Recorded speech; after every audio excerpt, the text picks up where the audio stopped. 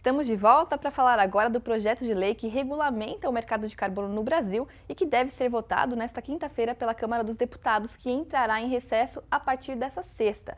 Ou seja, se o texto não for votado agora, a pauta vai ficar apenas para 2024. Esse PL ele já foi aprovado pela Comissão de Meio Ambiente do Senado e é considerado prioritário para o governo porque integra a chamada Agenda Verde Nacional, que tem diretrizes para diversos setores.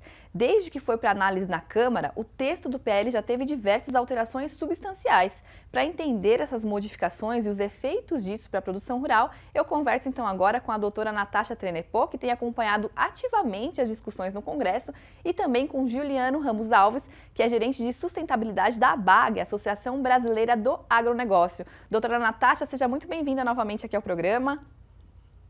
Obrigada, é um prazer conversar com vocês. Prazer é todo nosso de te receber mais uma vez. Juliano também, muito obrigada pela participação aqui com a gente.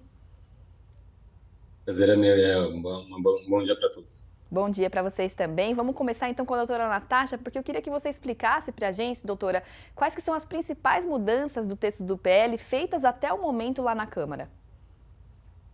Como você bem colocou, Yael, ele é um tema prioritário e ele já sofreu várias alterações e ainda deve sofrer novas alterações. Então, a gente fala do que está acontecendo nesse momento e os últimos dias foram intensos em discussões, em alterações para o texto anterior que nós tínhamos, que era o PL 412 de 2022, que foi para a Câmara, do Senado para a Câmara, para análise, o substitutivo ao 2148, que está no momento e que deve ser votado hoje, ele traz algumas mudanças estruturais, incluindo, por exemplo, o que nós temos de rede jurisdicional. Mas eu acho importante destacar logo de início que a forma como estava descrita da produção primária agropecuária, essa parte não mudou. Então, o que nós tínhamos de exclusão do sistema do agro para a produção primária, e que foi muito discutido no Senado, no PL 412, isso não mudou. O que nós temos atualmente no texto que está sendo discutido é essa inclusão do rede jurisdicional, é essa possibilidade dos governos também implementarem sistemas que incluam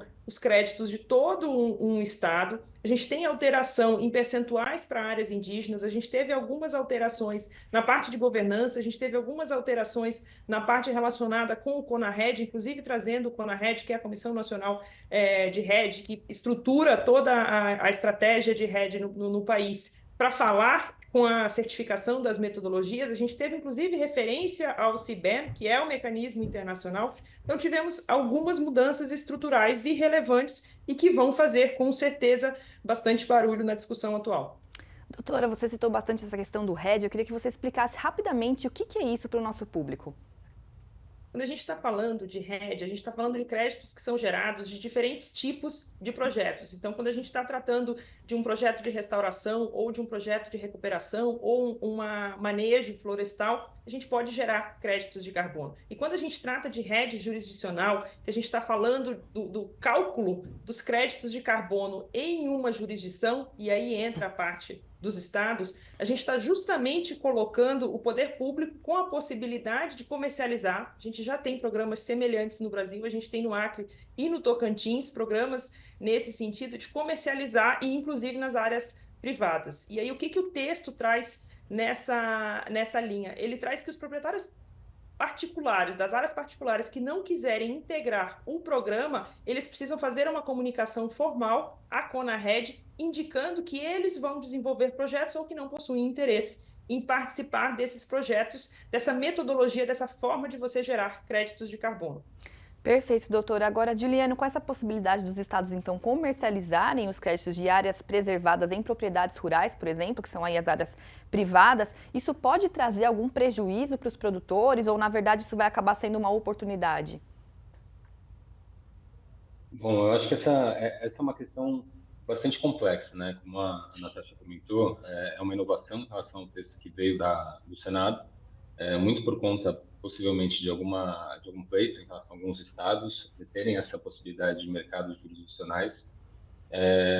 Então, acho que é importante a gente garantir uma análise um pouco mais rigorosa em relação a essa parte, e é um dos motivos pelo qual a gente defende também a postergação da votação para o ano que vem, para que a gente tenha mais tempo para analisar o texto, porque essa é uma questão bastante complexa, né? Quando a gente pensa nessa possibilidade dos estados criarem esses mercados jurisdicionais utilizando dessa maneira créditos gerados em propriedades, principalmente privadas, eu acho que é importante estabelecer alguns limites, né, algumas travas, para garantir também o direito dos proprietários rurais em imóveis privados, para que eles possam exatamente ceder os seus créditos ao governo, para que aí sim o governo possa comercializá-los. Então, eu acho que determinar de que maneira essa autorização deve ser feita é um dos pontos que a gente precisa avançar com bastante clareza no texto hoje em dia que está na Câmara, para que não tenha desafios posteriores, né? Eu acho que pode ter sim um risco para os produtores, caso essa maneira, esse processo não seja, de certa maneira, realizado de um ponto de vista claro. Então, pode ter sim desafios, mas obviamente é uma oportunidade também para desenvolver metodologias regionais daqueles estados, porque aí sim eles investiriam em boas práticas, enfim, no desenvolvimento dos produtores para garantir essa geração de crédito para suas regiões. Legal, ou seja, pode ser bom, mas precisa ser um pouquinho melhor discutido, né? E a gente precisaria então de um pouquinho mais de tempo, essa é a visão do setor, que a gente precisaria de um pouquinho mais de tempo para discutir essa pauta, então, Juliano? Exatamente, exatamente. O texto novo foi apresentado no domingo, já tiveram algumas mudanças ontem, então uma votação hoje, na visão do setor, eu acredito que seja um pouco abrupta. Então a gente precisa de mais tempo para analisar com calma essas alterações. É claro que, como a Natasha comentou, existem avanços importantes, né? A agropecuária primária não estar envolvida no mercado privado é uma manutenção daquilo que a gente tinha conseguido no Senado, então acho que isso deve ser mantido, está sendo mantido. É importante lembrar que a agroindústria ela está no mercado regulado, então não é o agronegócio de maneira geral, mas a agroindústria está no mercado regulado. Só que essas inovações no texto que não tinham aparecido no Senado, nós precisamos de um pouco mais de tempo para analisar no detalhe quais são os desafios, né? Como eu comentei, pode ser uma possibilidade, mas também pode ser um desafio a ser vencido. Então, é importante cautela nesse momento. Perfeito. Agora, doutora Natasha, teve alguma mudança relacionada à questão de prazos e de período de implementação para o mercado de carbono regulado? Nesse ponto, Yael, o texto não muda, ele continua trazendo uma implementação faseada, gradual, em que vai ter primeiro um período de 12 meses, que é prorrogável, para que haja uma regulamentação desse sistema, depois ele traz um período para operacionalização, um outro período para que sejam submetidos os relatórios, então ele continua sendo faseado, continua sendo de um formato gradual. Mas como o Juliano colocou, tivemos diversas alterações estruturais e temáticas no projeto de lei e que fazem, claro, com que seja necessária uma discussão, uma vez que estamos tratando de um sistema altamente complexo e com um impacto econômico muito forte para vários setores. Com certeza. Agora, voltando, Juliana, um pouquinho naquela questão que você estava falando agora, né, de a gente ter mantido, né, o agro, pelo menos as atividades primárias do agro aí fora desse texto do PL do mercado de carbono, vale a gente ressaltar que o agro pode continuar participando do mercado voluntário e que isso pode, inclusive, gerar mais oportunidades para o setor, né, Juliano? Exatamente, exatamente. Hoje em dia, eu acho que é importante mencionar aqui a questão do offsetting, que é exatamente essa possibilidade de comercialização entre os mercados, os créditos gerados no mercado voluntário, no mercado regulado, permanece no texto. E é importante isso para o agronegócio primário, porque ele é um grande gerador de créditos, né? Quando a gente pensa nas boas práticas, em questão de sistema de plantio direto, ILPF, integração lavoura, pecuária e floresta, que tem a possibilidade não somente de reduzir as emissões, mas também de sequestro de emissões, é importante garantir que todas essas boas práticas, de certa maneira, sejam também possibilitadas a comercialização dos créditos ainda gerados no mercado voluntário dentro do mercado regulado.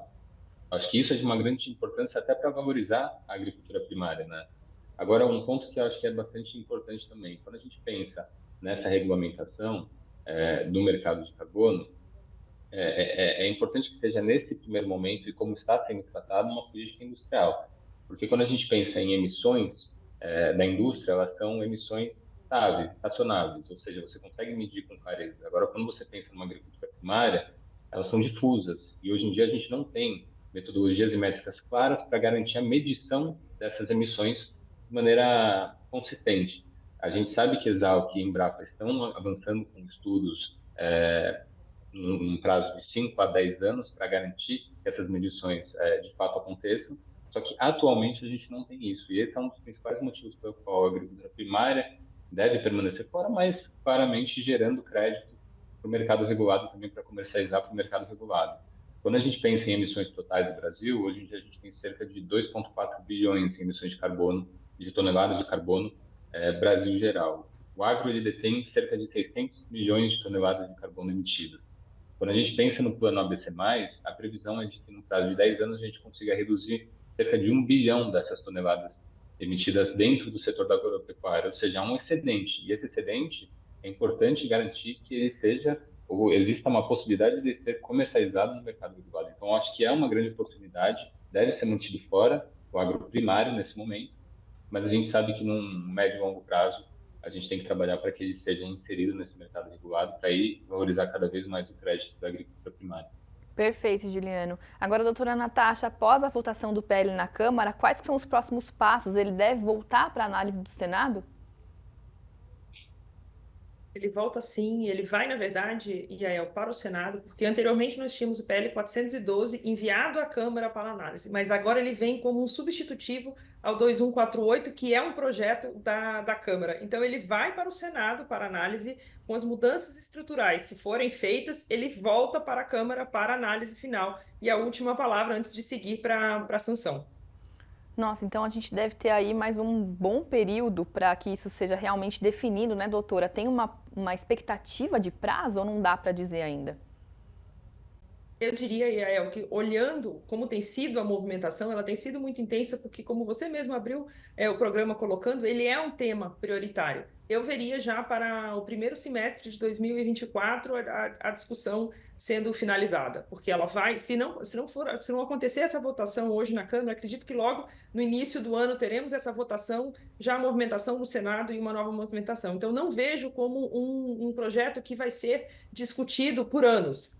Pela movimentação, ele será um projeto que para 2024 vamos começar o ano já com essas discussões e com a operacionalização desse sistema.